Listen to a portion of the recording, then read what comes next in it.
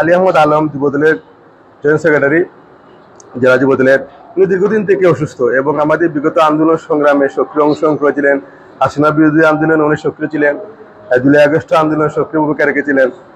ওনার 22 সালে একটি bypass surgery হয়, সেখান থেকে মূলত ওনার প্রবলেম। এই প্রবলেম থেকে আমরা যতটুকু জানতে পেরেছি ওনার ব্রেন স্ট্রোক হয়েছে, এর আগেও একবার হয়েছিল, আমরা ট্রিটমেন্ট করিয়েছি।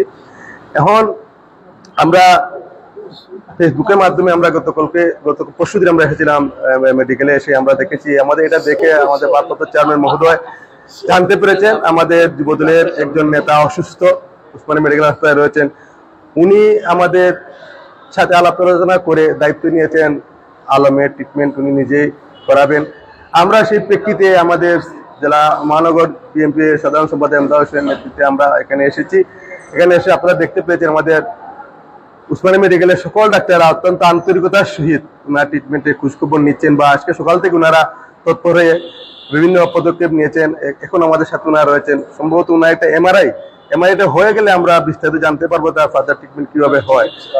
ইনশাআল্লাহ আমরা সুস্থতা কামনা করি এবং সকলের কাছে দোয়া চাচ্ছি যে আলম যেন সত্যি ফিরে এসে আমাদের মাঝে আবার সক্রিয়ভাবে অংশগ্রহণ করতে পারে। বিভিন্ন সোশ্যাল মিডিয়ার মাধ্যমে আমরা সবাই জানতে পেরেছি এবং আমাদের দলের ভারপ্রাপ্ত চেয়ারম্যান দেশনায়ক জনাব তারেক রহমান সাহেব যখনই এটা ওনার দৃষ্টিতে পড়ে, সাথে সাথে উনি আমাদেরকে ফোন করে নির্দেশনা দেন যে আলমের সব ধরনের চিকিৎসার ব্যবস্থা করার জন্য।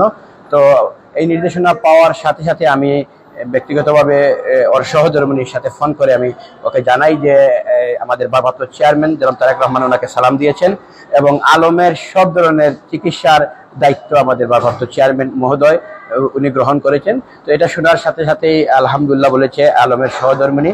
এবং আমি গতকালকে ঢাকায় অবস্থান করেছিলাম, ঢাকা থেকে কালকে রাত্রে আমি লাস্ট ফ্লাইট সিলেট আসি। তো কালকে রাত্রে আসার সাথে সাথে ঢাকা গুলশান অফিস থেকে আমাদের সিনিয়র নেতা, আমাদের বড় ভাই মহানগর বিএনপির নির্বাচিত সাধারণ সম্পাদক জনাব এমদাদ হোসেন চৌধুরী ভাইকে গুলশান অফিস থেকে ফোন করে ডাক্তারি বিষয়ে সব জিনিস ভারপ্রাপ্ত চেয়ারম্যান সাহেব জানতে চেয়েছেন। ইনশাল্লাহ আপনাদের সকলের দোয়া, সকলের সহযোগিতা এবং আমাদের যে ডাক্তার স্যাররা আছেন ওনারা অক্লান্ত পরিশ্রম করছেন। আমরা আমাদের যুবদলের পক্ষ থেকে এবং আমাদের ভারপ্রাপ্ত চেয়ারম্যান জনাব তারেক রহমানের পক্ষ থেকে আপনাদেরকে ধন্যবাদ জানাচ্ছি, ওনার সালাম আপনাদের কাছে পৌঁছে দিচ্ছি। আপনারা চেষ্টা করবেন ওনার সব ধরনের চিকিৎসা যেন করা হয়, যত ধরনের চিকিৎসা হয় আমাদের এমদাদ ভাই আছেন, আমরা আছি, আমাদেরকে জানাবেন, সবগুলো আমরা ইনশাল্লাহ আমাদের সাধ্যমতো চেষ্টা করে যাব। আমাদের পার্টির ভারপ্রাপ্ত চেয়ারম্যান জনাব তারেক রহমান সাহেব আলমের যে সুচিকিৎসা যেভাবে হয় সেই ব্যাপারেই কিন্তু আমাদেরকে পাঠিয়েছেন, সেটার দায়িত্ব নিয়েছেন।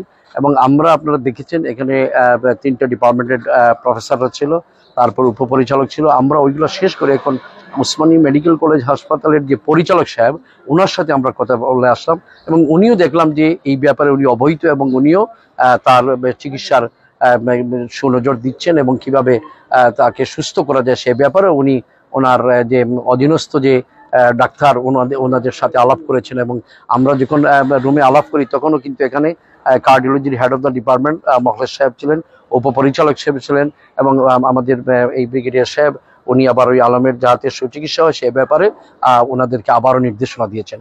অর্থাৎ আমাদের পার্টির ভারপ্রাপ্ত চেয়ারম্যান জনাব তারেক রহমান যে বিষয়টি যেভাবে গুরুত্ব দিয়েছেন, হাসপাতাল কর্তৃপক্ষ ঠিক একইভাবে গুরুত্ব দিয়েছে এবং আমরা আশা রাখি আমাদের এই যুবদল নেতা অচিরেই সুস্থ হবে। এবং যেটা ইতিমধ্যেই আমি বলেছি যে ডায়াগনোস হচ্ছে, রোগ নির্ণয় করতে হবে যে কোথায়, সেই রোগ নির্ণয়ের জন্য যে এমআরআই এবং ইকো এটা করার পরে কিন্তু তার চিকিৎসা আরও গতি পাবে। এখন কিন্তু অলরেডি চিকিৎসা শুরু হয়ে গেছে, কিন্তু এই চিকিৎসা আরও বেগবান করার জন্য এই যে ডায়াগনোস যেটা এই দুটো করার পর কিন্তু তার ইনশাল্লাহ সে সুস্থ হয়ে সারিয়ে উঠবে।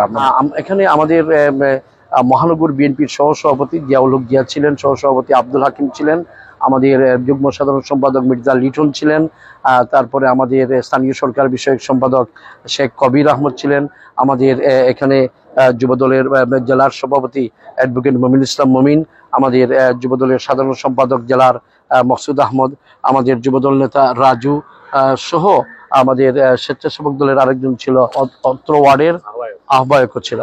তা মোটামুটি আমরা আসলে সকল নেতাকর্মীদেরকে আমরা বলিনি, কারণ সেটা এখানে হচ্ছে হাসপাতাল, এখানে আমরা যে শত শত নেতাকর্মী নিয়ে হাসপাতাল না, যাদেরকে দায়িত্ব দেওয়া হয়েছে মকসুদকে বলা হয়েছে, অ্যাডভোকেট মনির ইসলাম মমিনকে বলা হয়েছে, আমাকে বলা হয়েছে, আমরাই মূলত আসছি, তার সাথে হয়তো সোনেয়ারা আসছে, আমরা কাউকে বলিনি এখানে আসার জন্য।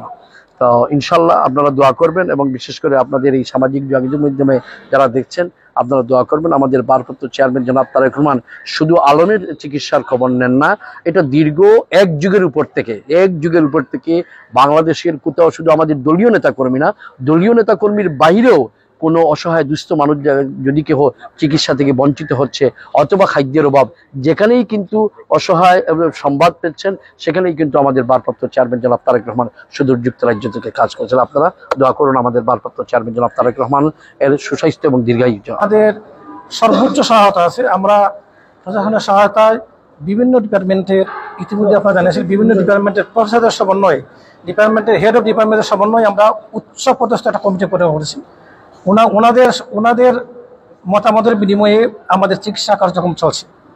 আমাদের এই মুহূর্তে প্ল্যান হলো যে MRI অফ ব্রেইন, যেটা দিয়ে আমরা ডিফারেন্সিয়েট করতে পারবো তা ওনার ব্রেইনে যে স্ট্রোক আছে, স্ট্রোকটা কোথায় কীভাবে আছে, আদার কোনো সমস্যা আছে কিনা, এবং ওনার যে বা সাইকোলজিক্যাল অবস্থা বোঝার জন্য আমরা সাইকিয়াট্রিস্ট রেখেছি। আমরা আশা রাখছি ওনার যে অবস্থাটা আরও ভালো দিকে যাবে। আপনারা সবাই দোয়া করবেন। আমাদের পরিচালকের পক্ষ থেকে এবং প্রশাসনের সবার পক্ষ থেকে, ব্যক্তিগত আমার পক্ষ থেকে আমরা সবাই সচেষ্ট আছি ইনশাল্লাহ। বিভাগীয় প্রধান ডক্টর মোস্তফা হোসেন, শিক্ষা হোসেন, আমরা এই রোগীকে যে সেবার সুযোগ পেলাম, হাসপাতাল কর্তৃপক্ষের নির্দেশনা মোতাবেক বিভিন্ন বিভাগের সংশ্লিষ্ট এই রোগীর জন্য যে বিভাগ দরকার, সেই সংশ্লিষ্ট বিভাগের বিভাগীয় প্রধানগণ আজকে মেডিকেল বোর্ডে একত্রিত হয়ে কিছু সিদ্ধান্ত নিয়েছে। ওনার চিকিৎসাটা কিছুটা পরিবর্তন করেছেন এবং ওনার কিছুটা পরিবর্তন আমরা পাচ্ছি। আমরা আশা করি ওনার শারীরিক স্থিরতা কিছুটা আসার পরে আমরা MRIটা যদি করতে পারি, আমরা ওনার ব্রেনের যে অস্বাভাবিকতা বা কোনো সমস্যা থাকলে সেটা আরও নিশ্চিত করতে পারবো।